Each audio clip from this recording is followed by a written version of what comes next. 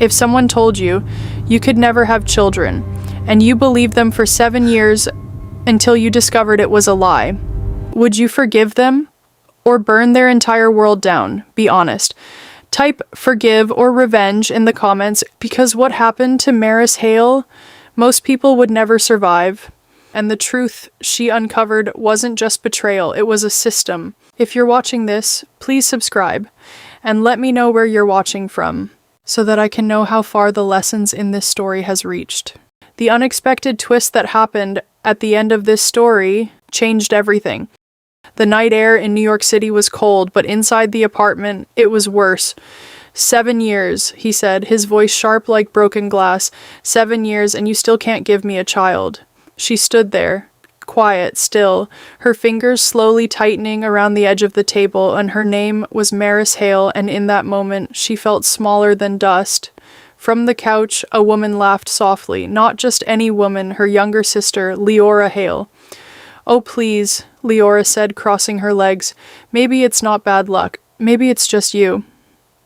Maris didn't answer, because if she spoke, she might break.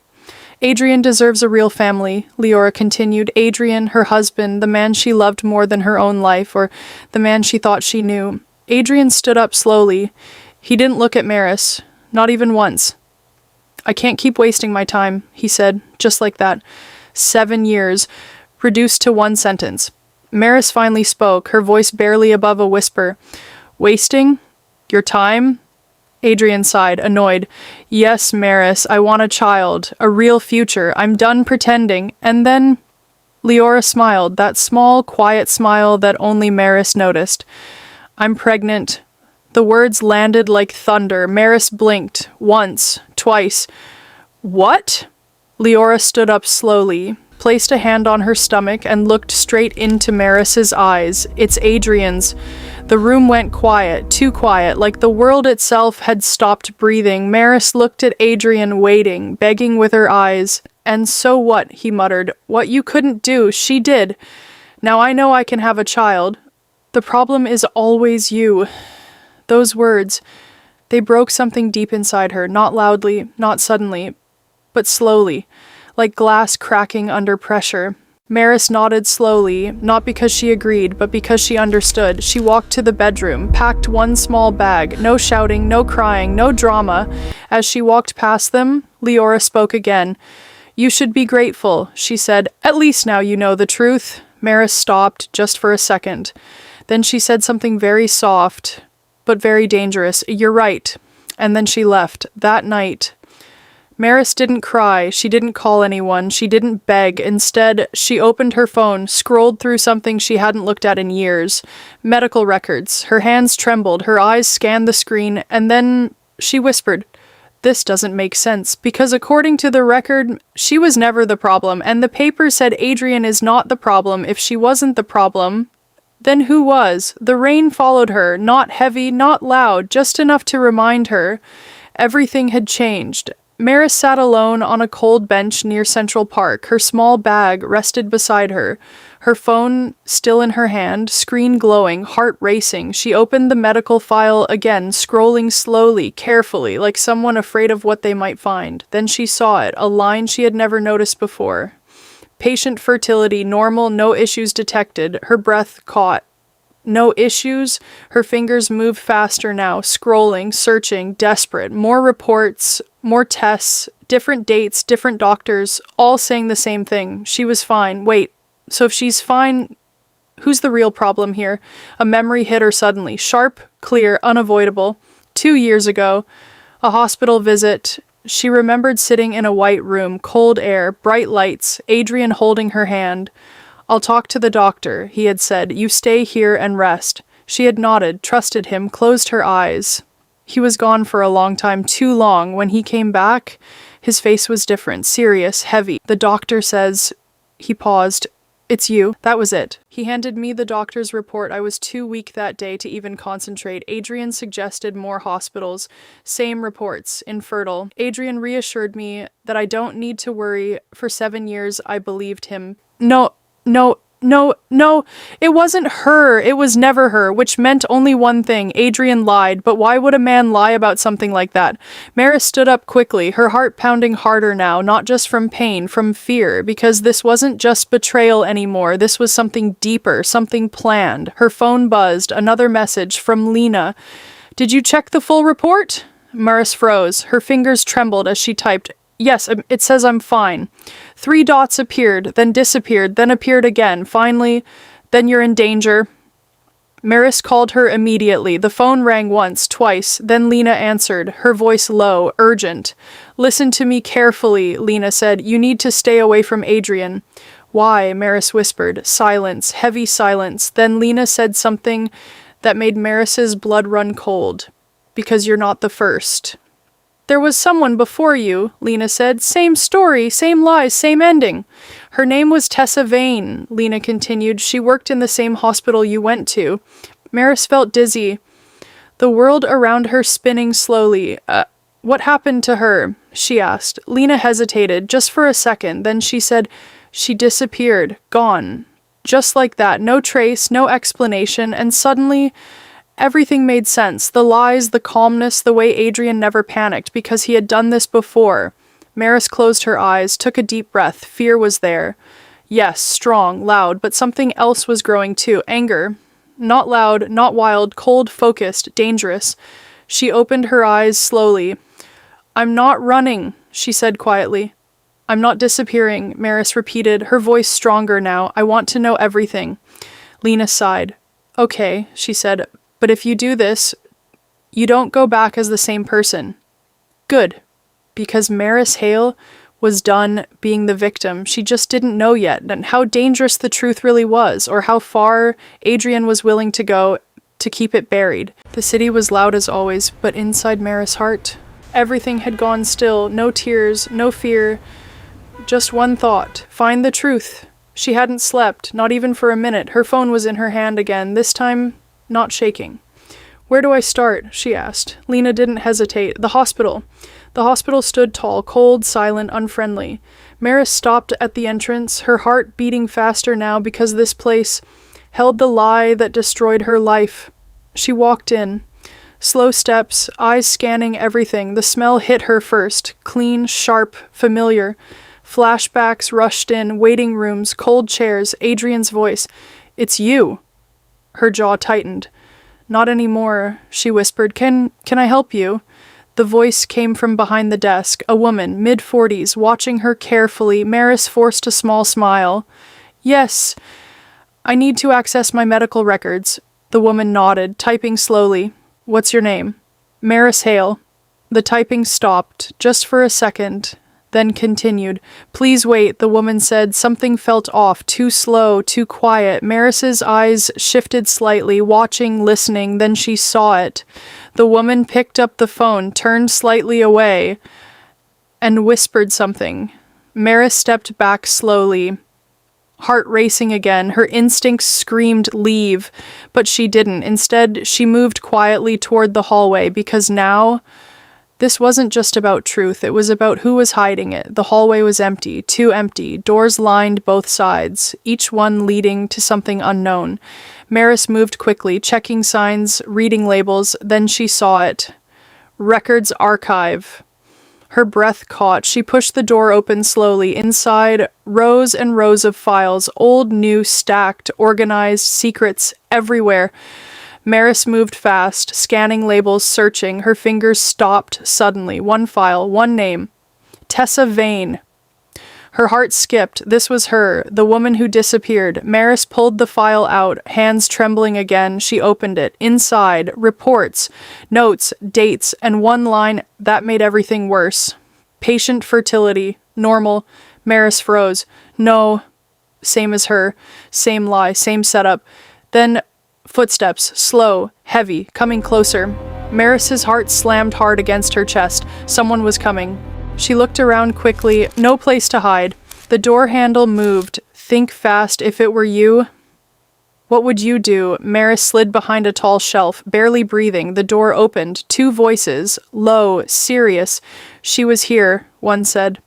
She asked for records. The other replied. Silence. Then, Check everything. They weren't just talking, they were looking for her. Why would they search for her? Unless she wasn't supposed to see this, unless this was bigger than Adrian. One of the men spoke again. Call Adrian. Everything stopped. Her breath, her thoughts, her world. Adrian wasn't just involved, he was connected to all of this. Maris moved slowly, carefully, waiting for the right moment. The footsteps moved deeper into the room. Now she slipped out, quiet, fast, heart racing louder than her steps. She didn't stop, didn't look back until she was outside, breathing hard, alive, but no longer safe. Her phone buzzed again, an email sent with VPN unknown, untraceable. You should have stayed quiet. She stared at the screen, frozen. Then another email. Now it's too late. Maris slowly looked up, scanning the street and across the road. A black car sat still, engine running, someone inside, watching her, waiting. Be honest. Is Maris already in danger or still in control? The street outside was loud, but Maris heard nothing, not the horns, not the footsteps, not even her own breathing, only the black car, still parked, still watching. Then her phone buzzed again. You left too early. Her fingers froze. If someone is watching you like this, would you confront them or hide? Type confront or hide in the comment section. Maris didn't move. Something inside her changed. Fear was still there, but it wasn't leading anymore. Something else stepped forward. Focus, she typed back. Who are you? 3 dots appeared immediately, then stopped. Someone who knows what Adrian is. Her stomach dropped. Maris stepped into a quieter street, finally safe enough to breathe. She called Lena. First ring, second ring. Lena picked up. Her voice was different, tighter. You saw them, didn't you? Yes, Maris whispered. They were inside the hospital. Silence. Then Lena said something worse. They're not hospital staff. If they're not hospital staff, and then what are they? Maurice, Lena said slowly. This goes deeper than you think. Maurice sat down on a bench, hands shaking again. What do you mean? A pause. Heavy. Then Lena said, Adrian isn't just your husband. Maris froze. He's connected to a private medical group. They control records, cases, identities. Maris blinked. That's impossible. Tessa Vane wasn't the first. There were others. They were all told they were the problem. Maris stood up slowly, heart pounding violently. So you're saying... Yes, Lena interrupted. Wait, they were never the problem. Maris looked at the street, people walking, cars passing, life continuing normally, but nothing felt normal anymore. If they weren't the problem, she whispered, then Adrian is. Lena didn't answer immediately. Then she said, not alone. Maris closed her eyes, so Adrian wasn't acting alone. There was a system, a structure, a hidden machine, and she had walked straight into it. Her phone buzzed again. Unknown. You're asking the wrong questions. Then another message. Stop before you become the next file. Maris stared at it. No fear now, only clarity. Lena spoke softly. You need to disappear for a while. Maris looked up at the city, at the lights, at everything she once trusted. No, she said. Lena paused. What? Maris stood slowly. I'm not running anymore. I want Adrian to think I'm afraid, but I'm not. A long silence. Then Lena whispered, What are you planning? Maris looked at the black car again, still there, still waiting, and she said, I'm going to let him find me. Unaware to Maris inside the black car, a phone lit up, a message appeared. She's not running. A pause, then another message. Good. The man inside the car smiled slightly and said, Then it begins. At this point, is Maris making a smart move or walking into a trap? Night fell again over New York City. But this time, Maris wasn't hiding. She was waiting. The black car was gone, but she knew it wasn't over. Not even close. Her phone buzzed. Unknown number again. You want answers? Come alone. Location attached. A place she recognized instantly. If you got this message, would you go alone? Or bring back up an abandoned riverside building near the edge of the city. Cold. Quiet. Old. The kind of place where secrets go to die. Maris stood outside it, breathing slowly, controlled now, not scared, focused. For the first time, she wasn't the prey. She was choosing to walk in. The door creaked open, slow, heavy, inside. Only one light was on, and under it, A man stood waiting. Adrian, same face, same calm expression. But now, he looked different. Less like a husband, more like a judge. Be honest. What would you say first in this moment? Maris, Adrian said softly, like nothing had happened, like she hadn't been destroyed. You came. Maris didn't respond immediately. She just looked at him, studying him. Then she said, "You lied to me." Adrian sighed, almost bored. "Everyone lies," he said. Maris stepped closer. You made me believe I was broken." Adrian tilted his head slightly. "You are broken," he said calmly. Silence. That landed deep, but Maris didn't react the way he expected. She smiled, just slightly. Adrian noticed it immediately. "Why are you smiling?" Maris looked him in the eye. "I went to the hospital." No reaction from Adrian. "I saw the files." Still calm. "I saw Tessa Vane's records." That one landed differently. A flicker. Just a flicker. Adrian's jaw tightened slightly. "You shouldn't have seen that." Maris nodded. "I know." Then she said something that changed everything. "But I also know she didn't disappear." Silence. Heavy silence. For the first time. Adrian didn't speak immediately. The room felt smaller, colder. "You don't understand what you're dealing with," he said finally. Maris tilted her head. "No," she replied softly. "You don't understand what I'm becoming." A long pause, then Adrian smiled, but this time it wasn't calm, it was warning. "You think you're in control now?" Maris didn't blink. "I know I am." Adrian slowly pulled out his phone, tapped once. Adrian sighed, like a man disappointed, and said, "You shouldn't have come here." Suddenly, the lights went out, complete darkness, then footsteps. Maris didn't move because she finally understood this wasn't a meeting, it was a setup, and she had walked straight it. Be honest. Did Maris walk into a trap, or is she still one step ahead? The room went completely black, no light, no sound, just breathing. Maris stood still, not panicking, not moving, listening. Then Adrian's voice came from the dark. "Now you see it. If you were in total darkness like this, would you freeze or fight back immediately?" Maris didn't answer. She just spoke into the darkness. "My sister, she knew, didn't she?" A pause. Then Adrian laughed softly. "Oh, Maris, she didn't just know. She helped." Silence hit harder than noise. Maris felt it. Not fear now, something worse. Betrayal that cuts deeper than fear. Her voice dropped. Why?" Adrian stepped closer, his voice calm again. "You were always the chosen one in your family," he said. "That's what made you perfect." A faint light flickered on. Adrian's face appeared again, closer now. Maris shook her head slowly. "No," Adrian continued. "Tessa Vane, she made the same mistake." Maris frowned. "What mistake?" Adrian leaned in slightly. "She trusted the wrong people." "Do you think Maris's sister was jealous or controlled?" Suddenly, Maris's phone vibrated again. Lena calling. She answered instantly. "Lena!" Lena's voice was sharp, urgent. "Maris, get out now." But it was too late. The doors locked automatically. A mechanical sound echoed. Click. Adrian stepped back slowly. "You wanted answers. You got them." Maris turned in the dark. Trying doors, locked, all of them. Then she stopped. Maris turned back to him. Calm now. Too calm.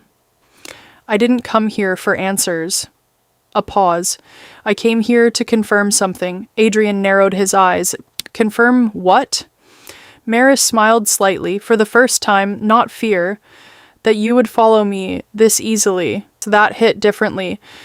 Adrian's expression changed. For the first time, he wasn't fully in control of the moment. "What did you do?" Maris raised her phone. A recording light blinked. "You just told me everything I needed." Adrian froze. You recorded this?" Maris nodded. Every word. Suddenly, sirens, distant, growing louder. Adrian's eyes shifted. For the first time, uncertainty. Maris stepped back, slowly. "You underestimated me," she said softly. "I stopped being your patient a long time ago." The sirens got closer. Adrian whispered, "You think this is over?" Maris shook her head. "No." Then she said, "The line that changes everything. This is just the beginning of your ending." Lights flashed outside, police arriving, and as the doors finally unlocked, Maris walked out. Not broken, not lost, but something else entirely.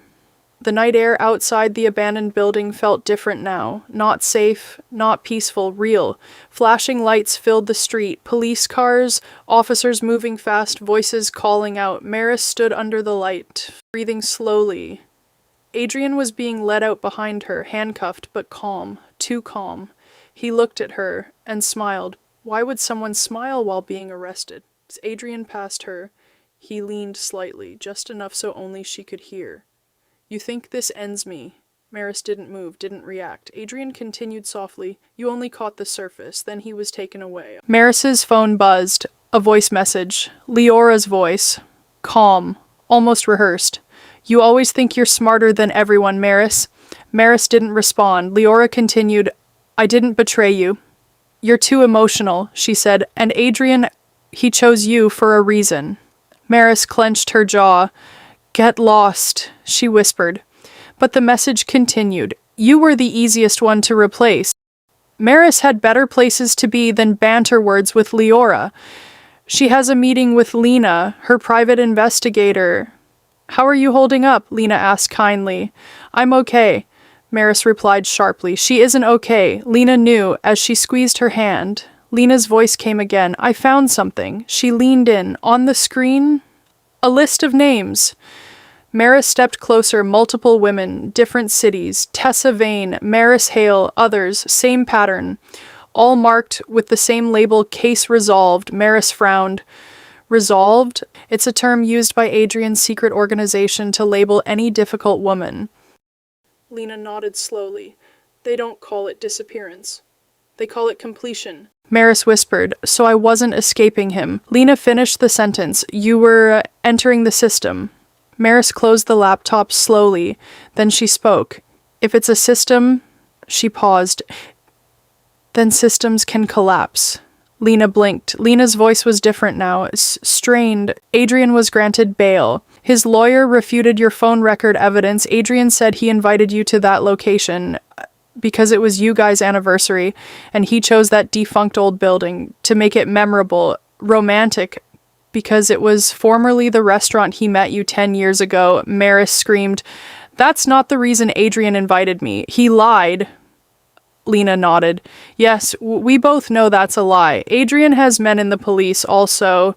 That phone record has no explicit confession of crime from him. Maris, henceforth, please don't trust any unknown messages you're getting. Maris didn't answer immediately. Then Lena said, Because I'm being monitored too. That changed everything. Maris straightened. Explain. Lena lowered her voice. And there's no hospital conspiracy like you think. A beat. It's worse because it's legal on paper. Maris frowned. What does that mean? Lena exhaled. A private fertility network. They run licensed clinics, real doctors, real records. But the diagnoses aren't always real. Maris went still. Lena continued. They tell certain women they're infertile when they're not. And Maris's voice dropped. Why? Lena didn't rush this part. Because desperation is control. If a woman believes she's broken, she stops questioning the system. She listens. She follows. Maris felt something shift inside her. So the infertility lie, she swallowed, wasn't about medicine, Lena answered softly. No, it was about compliance. The room felt smaller. Maris stepped back. So what happens after? Lena's voice tightened. They guide them into solutions. Fertility programs, IVF cycles, surrogacy contracts, surrogacy arrangements with the women. As a client, the woman become a paying controlled participant, an income-generating machine for Adrian and his organization, all within their network. Maris's chest tightened. They don't force anything, Lena added quickly. That's what makes it legal. They make the women choose it. A long silence, then Maris said it, slowly, dangerously calm. They didn't need broken women. They needed women who believed they were broken. Lena didn't respond, because that was it. That was the system. Maris's eyes darkened. And Adrian? Lena didn't hesitate this time. He confirms the diagnosis. He controls the narrative at home. He makes sure you never doubt it. Maris closed her eyes briefly, then opened them. Clear now. Sharp. And Leora? She identifies women like you. Vulnerable, trusting, isolated. She brings them in. Something inside Maris went completely still. The betrayal hits harder because Adrian didn't just cheat. He manipulated her seeming reality. Maris didn't cry. She's tired of crying. Just action, clarity. This wasn't betrayal anymore. It was structure. A system built carefully on lies people never think to question. Maris looked at the city skyline. New York glowing in the distance. I want every name exposed. Her voice steady. Lena is not just her friend. She's her private investigator. They started collecting, not emotions, evidence, old medical reports, appointment histories, doctor signatures, payment trails. At first, it looked messy, unconnected. Then the pattern appeared. Same clinic groups, same diagnostic language, same conclusions, different women, different cities, same outcome. Infertile. Every time. Too consistent to be chance. If you go public alone, they'll bury it. Maris didn't argue. Then I won't go alone. Lena sent everything, not the internet, not to the media, but to people who couldn't ignore it. Federal health investigators, medical licensing boards, financial crime units. Then she waited. Days passed. Quietly, too quietly. Then it started. Audits, unannounced, records seized, internal reviews triggered, clinics began shutting down, not loudly, but one by one, all of them. Then came the arrests. Leora first, no warning, then Adrian arrested in full glare of everyone in front of his work premises.